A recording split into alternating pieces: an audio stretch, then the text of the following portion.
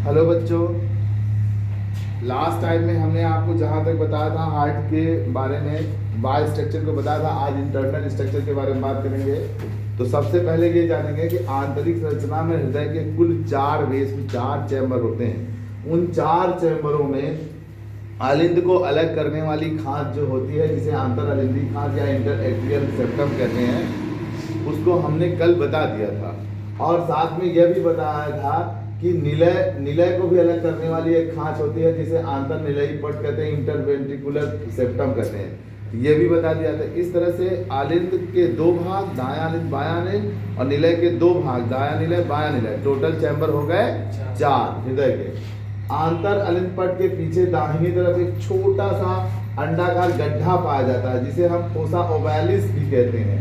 जबकि दाहिने अलिंद में 2 मोटी महाशिराएं अलग अलग छिद्रों द्वारा खुलती हैं।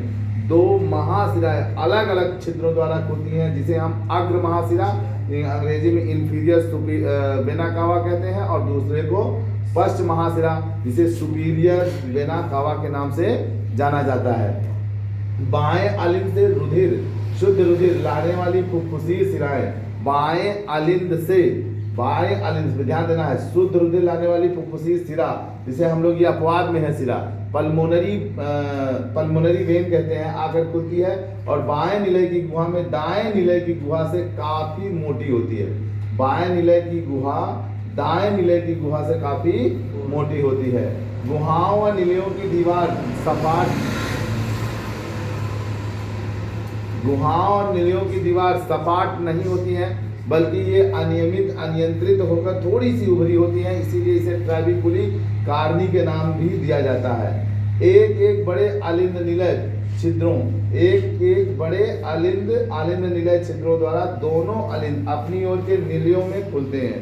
अपनी ओर के दोनों अलिंद, मतलब जैसे आप फिगर बनाए, जैसे ये मान लीजिए है ना, तो ऐसे बनाए थे ना आप, ऐसे करके ऐसे 4 बार, तो दोनों अलिंद निलय में जब खुलते हैं तो एक में 2 कपाट पाया जाता है, एक में 3 कपाट पाया जाता है। लिखा है ना, अलिंद निलय छिद्रों का नियंत्रण भंज कपाट द्वारा होता है। दायां अलिंद निलय कपाट 3 चपटे त्रिकोणाकार भंजों, फ्लैप्स, ऐसे फ्लैप्स रहता है, अंदर बाहर ऐसे खुलता, ऊपर नहीं जाता, ठीक होते हैं, जिन्हें हम त्रिवलनी कहते हैं, ट्राइकस्पिड।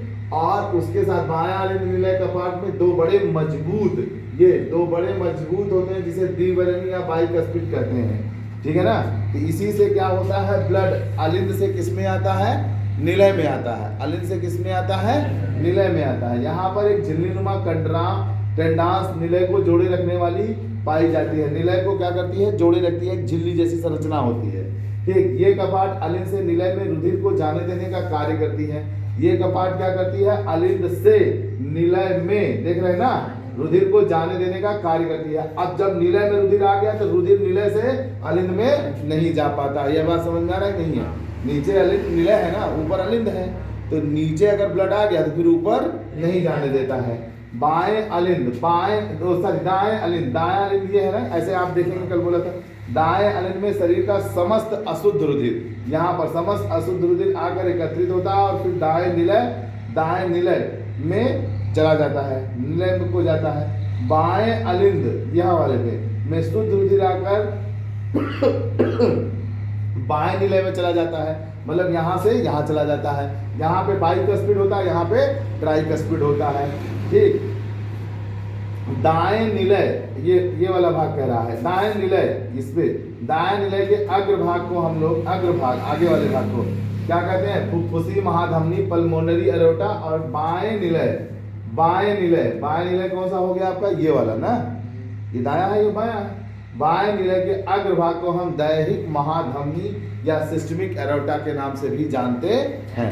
यहाँ तक हमने भी अभी सब बता रहे हैं, बस ये क्या क्या होता है, कार्यविधि नहीं बताया है। अभी इसमें थोड़ा और बचा हुआ है, उसे हम कल बताएंगे, कंप्लीट करेंगे। ये चीज दिमाग में चित्र बना कर रखेंगे तो समझ में आता चला जाएगा।